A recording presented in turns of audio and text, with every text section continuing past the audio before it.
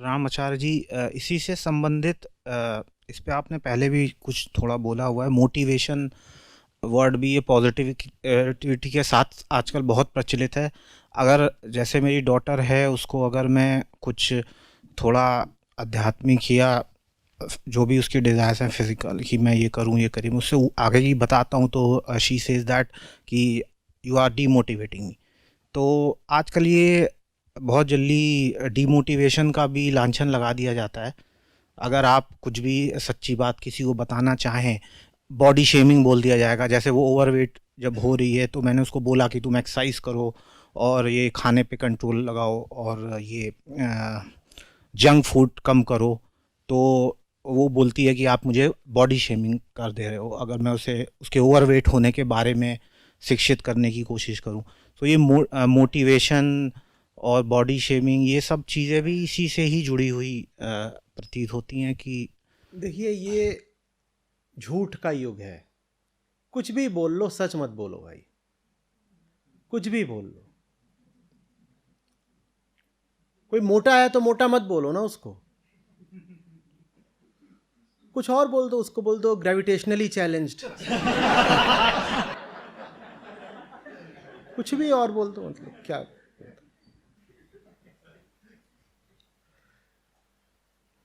और मुझे नहीं समझ में आता बॉडी शेमिंग माने क्या।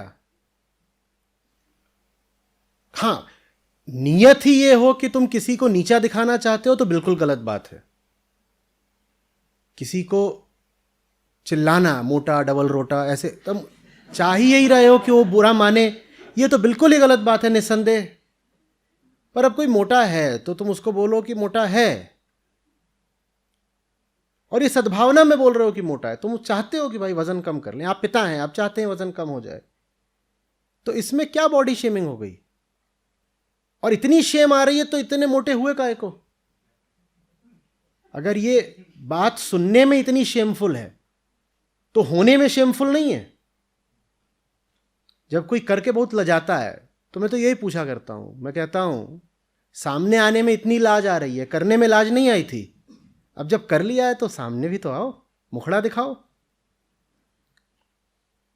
हाँ, नियत ठीक होनी चाहिए, ये बिल्कुल सही बात है। अब कोई बहुत पतला है, कोई बहुत मोटा है, कोई कुछ हो गया है किसी तरीके से, और आप उसको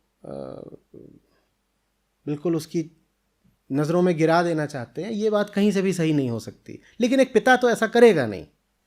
आप पिता हैं, आपका रुख तो सद्भावना का ही होगा, जहाँ तक मैं समझ सकता हूँ। लेकिन ये सब नहीं समझ में आता कि जो सीधी बात है उसको उसको सीधा क्यों न बोला जाए, क्यों न बोला जाए।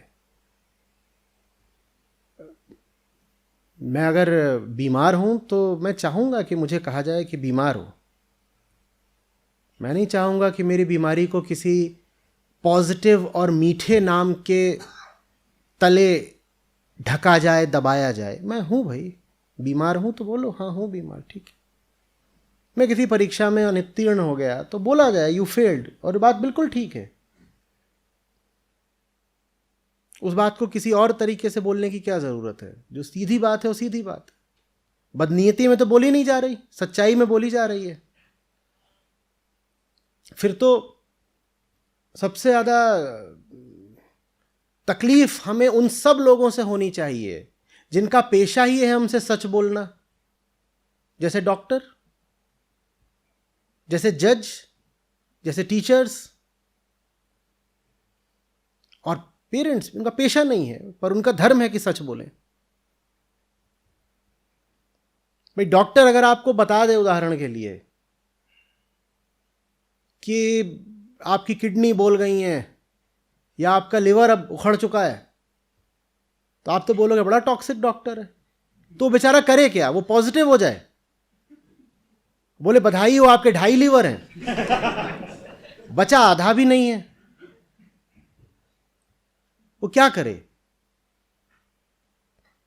पर इधर मैं देख रहा हूं डॉक्टर भी ये कला सीख रहे हैं। वो कह रहे चलो सेल्समैन ही तो बनना है, तो वो भी मीठी मीठी चिकनी चुपड़ी बातें करते हैं।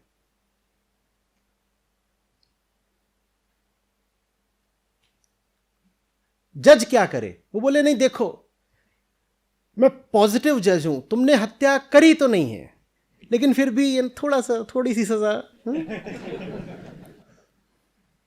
ले लो प्लीज, ले लो, थोड़ी सी सजा ले लो। हाँ भाई, इनको 14 साल की दी जाती है। अरे भाई, उसने जो करा है वो खुलेआम बोलना तो पड़ेगा ना, हत्यारा है, कहीं धोखा दे के आ रहा है, कहीं चोरी करके आ रहा है, कुछ और कर रहा है, बलात्कार कर रहा है, तो बोलोगे नहीं क्या साफ साफ उसने क्या किया, या छुपाओगे? ये क्या बात है?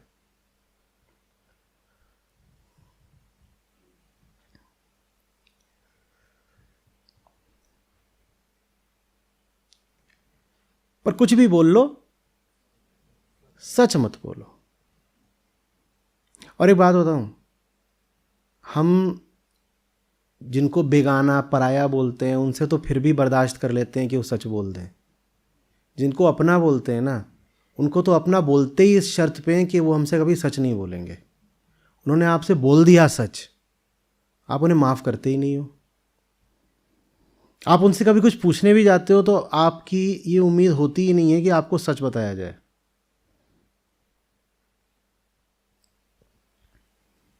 अब तो बाकायदा स्कूलों में बुला करके पेरेंट्स को टीचर्स बताते हैं कि बच्चों से किस भाषा में बात करनी है। उन्हें बिल्कुल ऐसे मत बोल देना जिससे कि वो बेबी डिमोटिवेटेड फील करे। माने सच मत बता देना उसको। मत बोलना यू हैव फेल्ड, कहना you will succeed next time. काहे को भाई, इतना उसको मुझे बना देना है छुई मुई कि फेलियर शब्द कान में पड़ा और वो मुरझा गया। बंदा तो ऐसा बनाना है ना उसको कि 100 फेलियर्स हो जाएं उसे तब भी फर्क ना पड़े, और हम उसको क्या बना रहे हैं? छुई मुई। छुई मुई जानते हो ना, छूते ही मुरझा जाती है, वैसे बंद हो जाती है। हाँ भाई, फेल हो गए तो हो गए, ठीक है।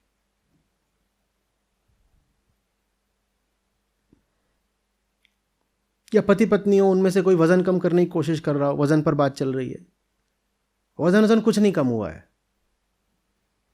46 इंच कमर पहले भी थी, अभी भी उतनी है, 45.5 हो गई होगी बहुत हुआ तो, वो भी ऐसे सांस अंदर करके।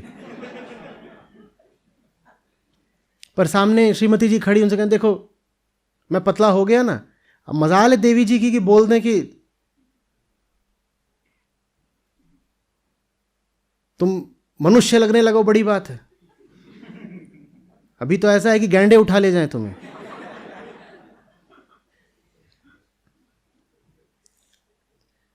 और यही प्रश्न अगर कहीं देवी जी ने कर दिया हो तो देवता महाराज की हिम्मत ही नहीं है कि बोल दें कि तू बहुत मोटी है।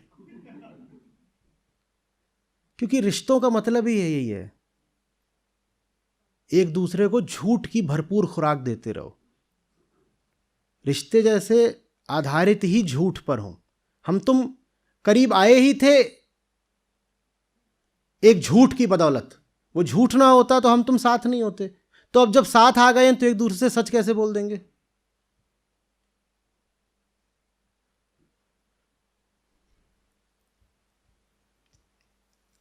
सच मीठा लगे, कड़वा लगे, जैसा लगे वैसा लगे, जिनका भला चाहते हो ना उनकी आदत डलवाइए कि दो टूक सच को बर्दाश्त कर सकें। सीधी बात, बिना लाग लपेट के, कोई चाशनी नहीं घोलनी है। हाँ, जो चीज जैसी है तथाता। तुम्हें अगर बुरी लग रही है तो तुम अपना उपचार करो।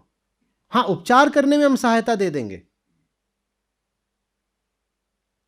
अस्तित्व में अच्छा बुरा तो क्या होता है, अभी हम बात कर रहे थे ना, अच्छा बुरा पॉजिटिव नेगेटिव तो आपके संदर्भ में होता है। तो आप बोले फलानी चीज मुझे बहुत बुरी लगी, तुम्हें बुरी लगी, किसी और को वही चीज बहुत अच्छी भी लगेगी। तो तुम्हें बुरी लगी है तो उपचार किसका करें, उस चीज का या तुम्हारा? उपचार तुम्हारा करेंगे ना। कि तुम्हें सच्चाई भी अगर बुरी लग रही है तो सच्चाई को थोड़ी ही बदल देंगे, तुम्हारा इलाज करेंगे कि तुम्हें सच्चाई इतनी बुरी क्यों लगती है।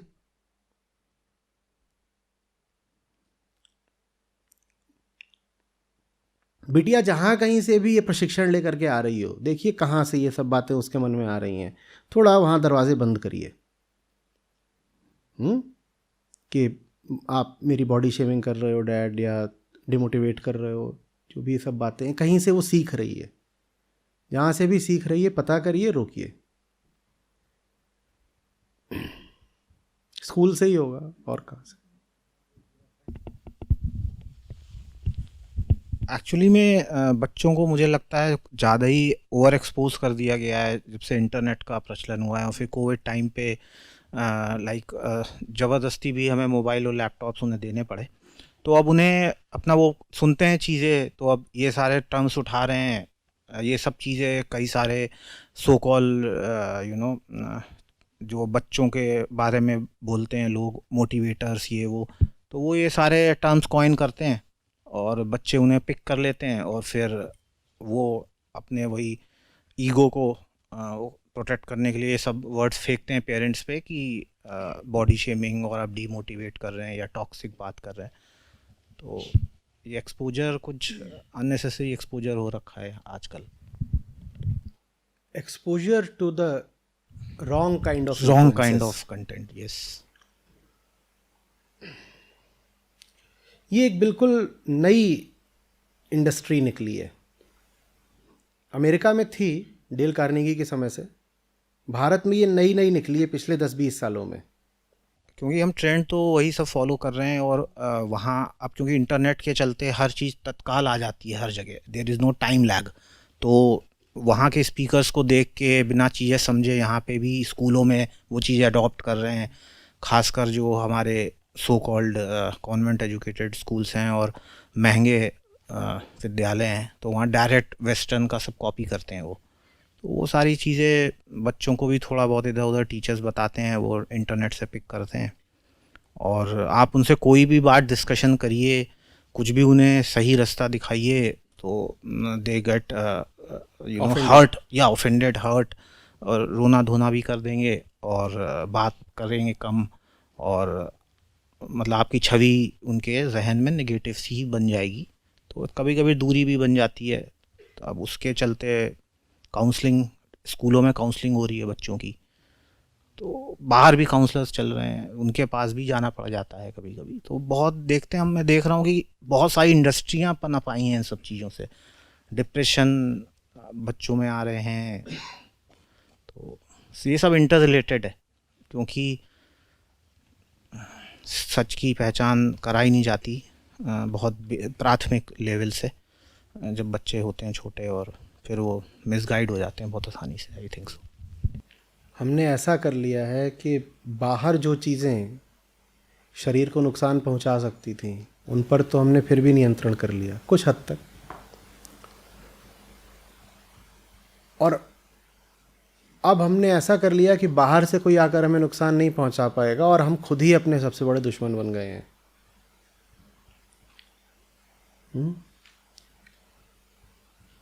और कैसे आप किसी को बचाओगे जब वो खुद ही अपना दुश्मन बन गया हो? ज़्यादा मुश्किल क्या है, किसी को दुश्मनों से बचाना या अपने आप से बचाना? और वो चीज़ बहुत बहुत प्रकट रूप में भी दिखाई देती है। किशोरों में और जवान लोगों में मौत का सबसे बड़ा कारण क्या होता है? सेल्फ हार्म, आत्महत्या। बाहर का ऐसा अब बहुत हमने कम छोड़ा है जो आकर हमें नुकसान पहुंचा पाएगा, और ये कर लिया है बिल्कुल ख़राब। तो अब ज़रूरत ही नहीं पड़ती कि बाहर से कोई हमें मारे, हम खुद को ही मार लेते हैं।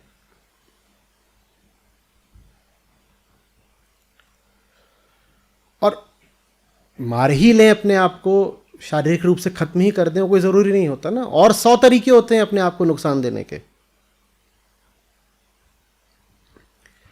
उदाहरण के लिए यही कि पिता अगर कोई ढंग की बात कर रहे हैं तो उनसे दूर हो जाओ, और जाकर कहाँ बैठ जाओ कि अपने ही दोस्तों में कोई है जो बिल्कुल ज्ञानी बन गया है और इन्फ्लुएंसर बन गया है, उसकी शरण ले लो, या किसी मोटिवेटर को पकड़ लो। असल में चेतना का स्तर जितना गिरा है, ये मोटिवेशन इंडस्ट्री उतनी तेज़ी से उठी है और ये हर जगह पहुंच गई है। कि मोटिवेशन का क्या मतलब है। अंधी कामना, उसको पूरा करने के लिए एक तरह का स्टेरॉइड। तो बाजार आप में जितनी अंधी कामनाएं उकसा रहा है, उतना ज़रूरी होता जा रहा है कि आपको मोटिवेशन के शॉट भी दिए जाते रहें। नहीं तो आप उनके पीछे भागते भागते बेदम होके गिर जाओगे ना। और गिर जाता है आदमी, जब गिर जाता है तो उसको लगाया जाता है मोटिवेशन का शॉट, ताकि वो फिर से उठे और फिर से अंधे बाजार की ओर भागे। बाजार की ओर नहीं भागेगा तो बाजार को मुनाफा कैसे होगा। बाजार को मुनाफा होता रहे, इसके लिए बाजार आप में सबसे पहले कामनाएं उठाएगा, और जब आप गिर जाओगे बिल्कुल खस्ता हाल होकर के, तो आप में मोटिवेशन का इंजेक्शन लगाएगा। ये चल रहा है।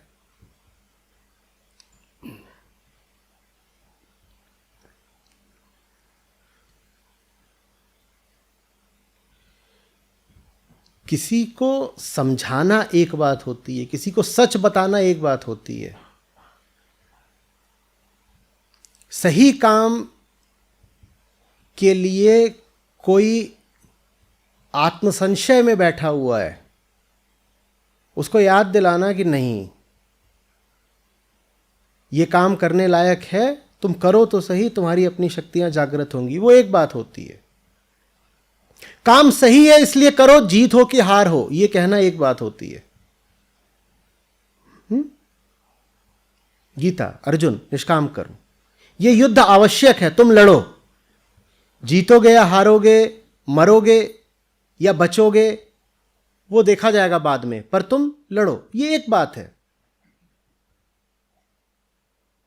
और कहना कि never give up on your dreams,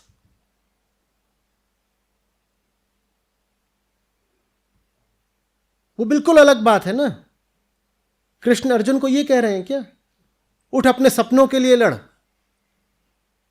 अपने साम्राज्य के लिए लड़, ऐसा कह रहे हैं क्या। वो तो कह रहे हैं सही है इसलिए लड़, न सपनों के लिए न साम्राज्य के लिए, तू इसलिए लड़ क्योंकि लड़ना अभी सही है। और सही क्या है ये जानने के लिए अंडरस्टैंडिंग होनी चाहिए, बोध। अंडरस्टैंडिंग हो गई तो आज के युग की सारी व्यवस्था गिरेगी। तो हर तरीके से, चाहे शिक्षा हो, चाहे बाजार हो, चाहे मनोरंजन का क्षेत्र हो, हर तरीके से ही कोशिश की जा रही है कि आदमी बेहोश ही बना रहे। हवा में ही पूरा जैसे क्लोरोफॉर्म उड़ेल दिया गया हो, हर आदमी बेहोश बना रहे। जगा हुआ आदमी पूरी व्यवस्था के लिए खतरा है, तो उसको बोल दो टॉक्सिक है, गलत है।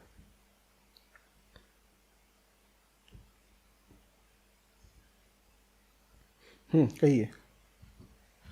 सर, जो लोग बोध की दिशा में बढ़ना चाहते हैं, उन लोगों के लिए ये इकोनॉमी और जो करंट स्ट्रक्चर है, जैसा आपने बोला, कॉन्स्टेंटली कॉन्फ्लिक्ट क्रिएट करते हैं। तो ऐसे लोगों के लिए एस्केप रूट क्या है या बेस्ट सॉल्यूशन क्या है? देखो, होना क्या चाहिए, 1000 लोग बेहोश हैं और वहां तुम होश में आ गए, ये तुम्हारे लिए बड़े सौभाग्य की बात होनी चाहिए या ये तुम्हारे लिए बड़ी खतरनाक स्थिति है? ये तो सौभाग्य की बात होनी चाहिए ना। तो फिर हमें डर क्यों लगता है? भाई सब बेहोश हैं, जो बेहोश है वो क्या कर सकता है? जो बेहोश है उसके साथ तो कुछ भी किया जा सकता है। जो बेहोश है वो तो बेचारा गुलाम है और अशक्त है।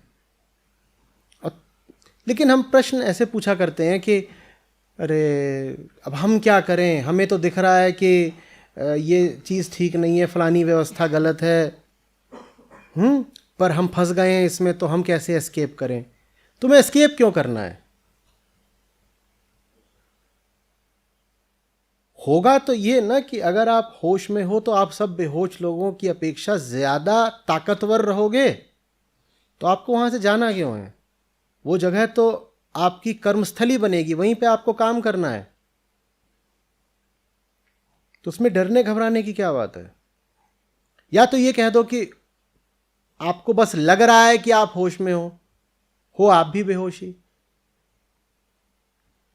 अगर आप सचमुच होश में हो तो आप उन सब लोगों से तो ज्यादा ताकतवर हो गए कि नहीं हो गए? उन बेचारों को तो कुछ पता ही नहीं है, वो तो अपना ऐसे ही अंधा चल रहे हैं। उनको तो ये भी नहीं पता लगेगा कि आपने उनके साथ क्या कर दिया, या पता लगेगा? भाई 40 लोग सो रहे थे एक हॉल में, ठीक है, एक उठ बैठा। बताओ इस वक्त ताकत किसके पास है? जो एक उठ बैठा है उसके पास है ना, वो कुछ भी कर सकता है, वो तो कुछ भी कर सकता है। हम उम्मीद बस ये करते हैं कि जगने का ये मतलब होता है कि अब वो कुछ बुरा नहीं करेगा। जागृति का अर्थ करुणा भी होना चाहिए। हाँ, नहीं तो जो उठ बैठा है वो तो कुछ भी, हो तो जितने सो रहे हैं उनको खत्म भी कर दे। पर आध्यात्मिक जागृति का अर्थ होता है कि अगर वो उठ बैठा है तो उन्हें खत्म नहीं करना चाहेगा, वो उन सबको उठाना जगाना चाहेगा। तो ये तो पोजीशन ऑफ पावर है, इसमें घबराना कैसा? आप एक स्वस्थ आदमी हो, सब बीमार हैं। ये पल आपकी ताकत का है या आपकी असहायता का? ये पल तो आपकी ताकत का है ना। बल्कि जितने बेचारे कमजोर लोग हैं वो तो खुद आएंगे आपके पास कि हमें सहारा दे दो। तो आप परेशान क्यों हो रहे हो? आप परेशान इसलिए हो रहे हो क्योंकि आप ऐसे ऐसी अभी ना आंखें मिचका रहे हो, आप अभी उठे नहीं हो पूरे तरीके से। जागृति आ रही है धीरे धीरे, पर उस पर भरोसा नहीं है। जब भरोसा नहीं है तो आप चाह वही रहे हो जो बाकी सब कर रहे हैं कि मैं भी सो जाऊं। अब समझिए कि फिर आपकी समस्या क्या है। अभी आपने एक प्रश्न पूछा, प्रश्न में समस्या थी। आपकी वास्तविक समस्या यह है कि अब आप चाह कर भी सोते हुओं के साथ सो नहीं पा रहे, आप चाह कर भी बेहोश लोगों के साथ बेहोश नहीं हो पा रहे। ये आपकी असली समस्या है। तो समस्या का समाधान बता देता हूं। 2 समाधान है, आप चुन लीजिएगा। एक समाधान ये है कि और जोर लगाइए, कुछ करके बेहोशी हो जाइए, क्योंकि इच्छा तो यही है कि सब बेहोश हैं तो मैं भी उन्हीं के जैसा रहूं, उन्हीं के समाज में रहूं, उन्हीं में से एक रहूं। सब बेहोश है तो मैं भी बेहोश हो जाइए। क्या पता, प्रयास करने से कुछ भी हो जाता है, कहते हैं प्रयास करने से अब बेहोश भी हो जाए होशमंद आदमी। और दूसरा रास्ता यह है कि जब इतना जग गए हो तो पूरे ही जग जाओ ना। जब उनसे इतने अलग हो गए हो तो पूरे ही अलग हो जाओ ना। किस अर्थ में अलग हो गए हो?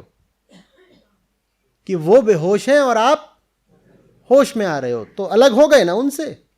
थोड़े अलग हुए हो, पूरे ही अलग हो जाओ। जब पूरे अलग हो जाओगे तो उनके काम के हो जाओगे, फिर उनकी सहायता भी कर पाओगे। जो अर्ध सुप्त है या अर्ध जागृत है, वो न सोते हुए में होता ना जागते हुए में होता। जो जागृत हैं वो उसे अपनी कोटि में लेते नहीं, और जो सो रहे हैं उनके वो काम नहीं आ सकता, बल्कि वो बहुत खतरनाक हो जाता है। फिर से वापस आते हैं उसी स्थिति पर। 40 लोग एक हॉल में सो रहे हैं, मान लो सब नीचे जमीन पर ही गद्दे वगैरह डाल के सो रहे हैं। एक जगह पर वो ऐसे ही है, अभी उनींदा आधा अधूरा जगह है। तो बाकी जो सो रहे हो तो अपने नीचे पड़े हैं, लेटे हुए हैं। ये जो जग गया है अब ये क्या करेगा? ये गिरेगा जाके और फिर ये खाएगा मार, और फिर कहेगा होश होती है बेकार चीज। तुमने मार होश की वजह से खाई या बेहोशी की वजह से खाई? तो मैं कह रहा हूं कोशिश कर लो पूरे ही बेहोश हो जाओ, मार नहीं खाओगे। जैसे सब पड़े हुए नीचे खुद भी पड़ जाओ, नहीं पड़ेगी मार। पर आधे नशे में हो, ऐसे झूम रहे हो, जाके किसी ऊपर गिर पड़े। अब लोग लेटे हुए, उनकी टांगें खिंची हुई हैं, किसी की टांग से उलझ गए, धड़ाम से गिरे, बहुत मार खाओगे। यही होता है। फिर आरोप आता है इधर कि ना शिविर से लौट के आए तब से बुरा ही बुरा हो रहा है। मैंने कहा था कि आधे जग करके लौटो। और मैंने कहा था कि अपनी आधी जगी अवस्था में ही एक्टिविज्म शुरू कर दो। भाई थोड़ी थोड़ी आंख खुल रही है तो काहे दौड़ लाने की कोशिश कर रहे हो? अभी थोड़ा पड़े रहो, आंख पूरी खोल लो, फिर कुछ करना है। भीतर से ये बात निकाल दीजिए बिल्कुल कि ये तो बड़ी ट्रैजिक चीज़ होती है कि अंधों के शहर में किसी को आंख आ जाए। हालांकि इस तरह की बातें बहुत बोली गई हैं। कंट्री ऑफ द ब्लाइंड है, एच.जी. वेल्स की है, पढ़ी होगी। उसमें यही है कि एक शहर होता है जिसमें पीढ़ियों से लोग अंधे हैं, और चूंकि हमेशा से अंधे हैं तो वो पूरे तरीके से समायोजित हो चुके हैं अपने अंधेपन से। वो भूल भी चुके हैं कि ये आंखें जैसी कोई चीज़ होती है, और उनकी जो दूसरी इंद्रियां हैं वो थोड़ी ज़्यादा विकसित हो गई हैं, तो टटोल टटोल के अपना काम चला लेते हैं। उनके कान विकसित हो गए हैं तो वो बहुत संवेदनशील होकर के सुन लेते हैं, उनका काम अब चलने लग गया है। तो एक दिन वहाँ एक आदमी पहुँच जाता है, नूनेज उसका नाम होता है, याद है मुझे अभी तक। तो वो वहाँ पर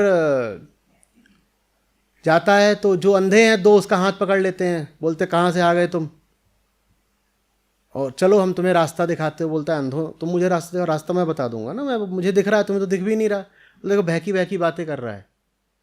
कह रहा है दिखने जैसा कुछ होता है, दृष्टि कोई चीज़ होती है, दृष्टि तो कुछ होती ही नहीं। तो उसको और ज़ोर से पकड़ लेते हैं, वो वहाँ के पुलिस वाले होते हैं, उनको रास्ते सब रट चुके होते हैं, एकदम खटखट खटखट उसको सीधे लेके चले आते हैं। जब ले आते हैं तो वहाँ उसको जज वगैरह के सामने पेशी लगाई जाती है। वो कहता है ये आदमी विक्षिप्त है, ये बात कर रहा है कि तितलियों में रंग होते हैं और सूरज जैसी कोई गोल चीज़ होती है जो सुबह सुबह उगा करती है, और रात में तारे होते हैं और चांद होता है, और ये इंद्रधनुषों की बातें कर रहा है, ऐसी चीज़ों की बातें कर रहा है जो होती ही नहीं। इंद्रधनुष जैसा कुछ होता है क्या? पूरी सभा एक स्वर में बोलती है नहीं, इंद्रधनुष तो होता ही नहीं। तो कहते हैं देखो ये पगला, और ये यहाँ आ गया है और यहाँ के लोगों में भी इस तरह की बातें फैलाएगा कि सब पागल होते। और वो उसको हैरत, क्या है ये नाटक। तो उसको पकड़ करके वो डाल देते हैं जेल में। तो जेल में वहीं पे जो वही जो शायद जज है या जो राजा है उसकी बेटी होती है, वो मिलने आया करती है, देखती है, कहती है कोई बाहर से आया है परदेसी, उत्सुकता की बात है, देखे क्या चीज़ है। तो आती है तो दोनों को प्रेम हो जाता है। तो वो कहती है मैं तुम्हें यहाँ से छुड़वा सकती हूँ, मैं तुम्हें यहाँ से छुड़वा सकती हूँ। तो वो कहता है हाँ हाँ हाँ। बोलती है लेकिन मुझसे विवाह करना पड़ेगा। बोलता कर लेंगे, बढ़िया बात है, प्रेम है, हमें विवाह कर लेंगे। बोलते लेकिन एक और भी शर्त। बोलती क्या? ये तुम ये दो अजीब सी चीज़ें यहाँ पे रख के बैठे हुए हो ना अपने, ये जो गोल गोल घूमती रहती हैं जिनके कारण तुम्हारे ब्रेन में इन्फेक्शन हो गया है, इनको निकलवा दो, मेरे जैसे बन जाओ। हाँ हाँ। बोलते यही है, और ये तुम्हारे बिल्कुल कहानी में वर्णित है।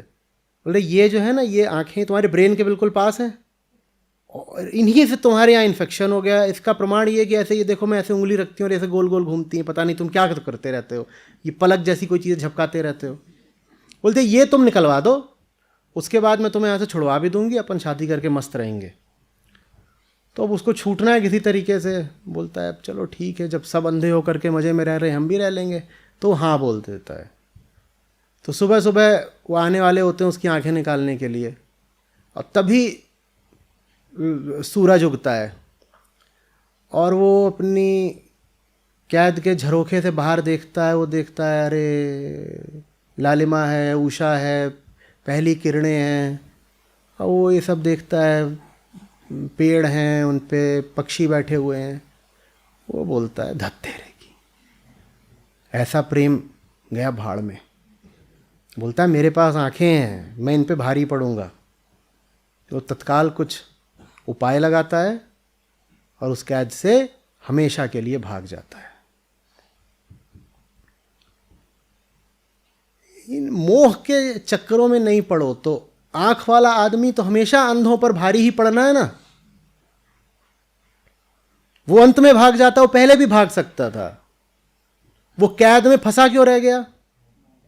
वो मोह के मारे वो देवी जी आ गई थी, और वो रिश्ते की शुरुआत ऐसी हुई थी कि उसने सोचा था मैं देवी जी को सुधार दूंगा। वो उनको दीक्षा दिया करता था। तो देखो ऐसा होता है, इतने तरीके के रंग होते हैं, और ऐसी चीज़ होती है, वैसी चीज़ होती है। पेड़ जानती हो ना, पेड़ का रंग हरा होता है। हरा, हरा माने क्या? वो समझा ही ना पाए हरा माने क्या। तो शुरुआत ऐसे हुई थी। जिस दिन तुम जान जाते हो कि तुम होशमंद होने के कारण ही ज्यादा ताकतवर हो, उस दिन तुम्हें कोई नहीं रोक सकता। लेकिन होश काम नहीं आता जब मोह होता है, भय होता है और ये सब होते हैं ना, तब होश ऐसे हो जाता है जैसे उसको जकड़ दिया गया हो। बल्कि तब ज्यादा दयनीय स्थिति हो जाती है। वो फिर स्थिति हो जाती है जैसे भीष्म की थी कि होश तो है, जान सब रहे हैं कि क्या चल रहा है, लेकिन कर कुछ नहीं सकते, बिल्कुल अशक्त हो गए। और दुर्योधन की तरफ से लड़ने का अपमान झेलना पड़ा, और बाणों की शैया पर फिर पड़े रहे इतने दिनों तक, वो कष्ट झेलना पड़ा। तो या तो बेहोश रहो, बिल्कुल हो जाओ बेहोश, जाओ बेहोशों के साथ बेहोशी हो जाओ। उसको लेके भी कहानियां है कि एक जादूगर आता है, वो नगर के कुएं में कुछ ऐसा मिला देता है कि सब पगला जाते हैं, बेहोश हो जाते हैं। राजा भर बचता है जो बेहोश नहीं है। तो सारी जनता मिलकर राजा को मारने आती है। बोलते ये पागल आदमी, इसको हम राजा कैसे बने रहने दे सकते हैं, सब पगला गए हैं, और राजा अकेला जिसने कुएं से नहीं पिया है। तो सब मिलकर राजा को मारने आते हैं। तो राजा क्या करता है, वो भी जाके उसी कुएं से पानी पी लेता है।